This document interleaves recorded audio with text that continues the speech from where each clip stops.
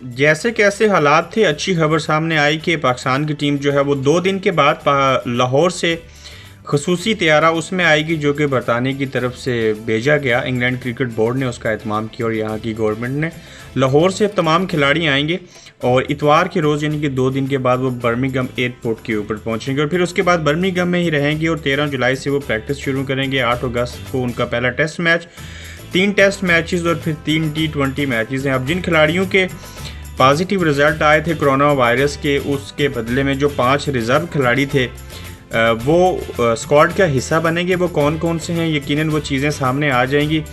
मोहम्मद हफीज़ का पहले test positive आया, फिर उसके बाद नेगेटिव हो गया और उन्होंने सबसे जो बड़ी गलती की, चूँकि हर बंदे की ये नेचर बन चुकी हुई है कि उसको सोशल मीडिया के ऊपर हमदर्दियाँ चाहिए, पब्लिसिटी चाहिए और लोगों को अटेंशन चाहिए, वो चाहे छोटा है, बड़ा है, सेलिब्रिटी है, जो भी है। तो अब तो पीसीबी ने थोड़ा सा नोटिस लिया, खासकर वसीम खान साहब ने, कि क्यों उन्होंने ऐसे किया। लेकिन आप उस वक्त उनको पूछ रहे हैं जब वो ऐसी हरकत कर चुके हुए हैं।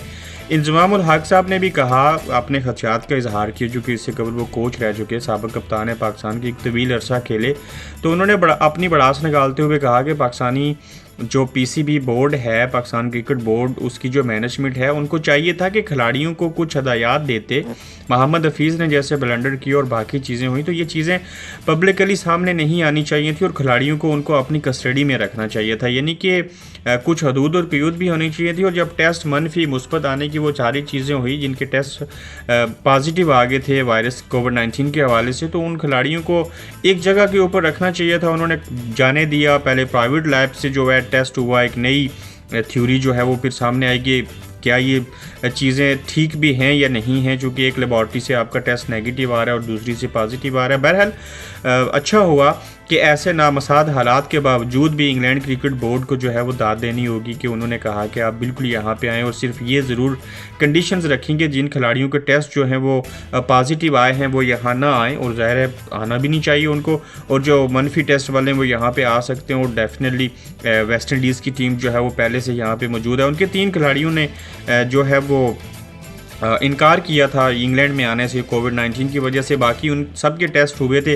किसी का टेस्ट जो है वो पॉजिटिव नहीं आया था। वो मैनचेस्टर में तीनों में रहे, उसके बाद प्रैक्टिस शुरू की। अब वो अगले दिनों में टेस्ट मैचेस का आगाज़ हो जाएगा। इसमें तो क्राउड नहीं होगा, लेकिन जब तक पाकिस्तान की टीम जो है वो 13 जुलाई से बर्मिंघम आने के बाद 14 दिन वो अलहदा से रहेंगे क्वारंटाइन में, और उसके बाद जब प्रैक्टिस शुरू करेंगे 13 जुलाई से, तो हमें भी शायद देखने को मिले कुछ चीज़ें हों। देखते हैं पीसीबी इंग्लैंड क्रिकेट बोर्ड जो है वो कितने सहाफ़ियों को अलाउ करता है कि वो मैचेस कवर कर सकें।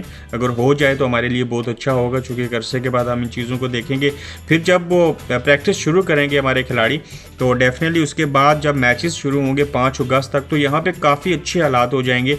और अगर आप वेस्ट इंडीज़ और इंग्लैंड की सीरीज़ के दौरान अगर नहीं दिखाए जा रहे, क्राउड नहीं होगा, तो मे बी जब पाकिस्तान और इंग्लैंड के मैचेस हो रहे हों, तो हो सकता है जो एक फार्मूला बनाया गया था कि तकरीबन 25% जो लोग हैं वो क्राउड आना चाहिए, यानी कि जहाँ पे 30,000 लोग बैठ सकते हैं वहाँ पे 7 या 8,000 लोगों को मौका दे दिया जाए, तो मे बी क्राउड भी उसमें आ जाए। भले क्राउड ना भी हो, लोग टीवी स्क्रीन के ऊपर बैठ के भी इंग्लैंड के खिलाफ कोई भी टीम जब इस सरजमीन के ऊपर खेली, तो वो टेस्ट मैचेस भी बड़े कमाल के होते हैं, चूँकि बाहर से आने वाली टीम की कोशिश होती है कि होम ग्राउंड के ऊपर जो है वो इंग्लैंड को शिकस्त दी जाए। भले पाकिस्तान 12 मरतबा ज़्यादा मरतबा इंग्लैंड से इसी मुल्क के अंदर सीरीज़ भी हारता रहा, मैचेस भी ज़्यादा हारे, लेकिन एक टेस्ट मैच भी यहाँ पे जीत लेना और उसको दिलचस्प बनाना या सनसनीखेज मुकाबले के बाद उसको जीतना भी बड़ी चीज़ होती है। और यहाँ पे बहुत बड़ा क्राउड मिलता था हमें रूटीन के दिनों में, मगर क्राउड ना होने के बावजूद भी जो टेस्ट मैच है वो अल्लाह करे दिलचस्प, और पाकिस्तान टीम के पास अच्छे कोचेज़ हैं, अच्छी मैनेजमेंट है, अच्छे खिलाड़ी उनको मिले,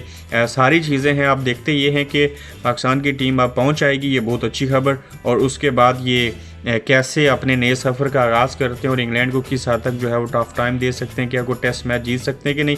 T20 में तो अब इनकी पोजीशन काफ़ी पहली पोजीशन से तो ये निकल गए। बहरहाल इंग्लैंड के खिलाफ जो 3 T20 मैचेस हैं वो भी देखने वाले होंगे और बड़े दिलचस्प मुकाबले होते हुए दिखाई देते हैं। अब देखते हैं कि टीम जो है, खिलाड़ी जो हैं, वो मैनेजमेंट की उम्मीदों के ऊपर और कोचेज़ जो हैं वो कौम की उम्मीदों के ऊपर कैसे पूरा उतरते हैं। अपना फीडबैक ज़रूर दीजिएगा, किस हद तक आप एक्साइटेड हैं इन मैचेस को देखने के लिए, और चैनल को ज़रूर सब्सक्राइब कीजिए। अपना ख्याल रखिए, अल्लाह हाफिज़।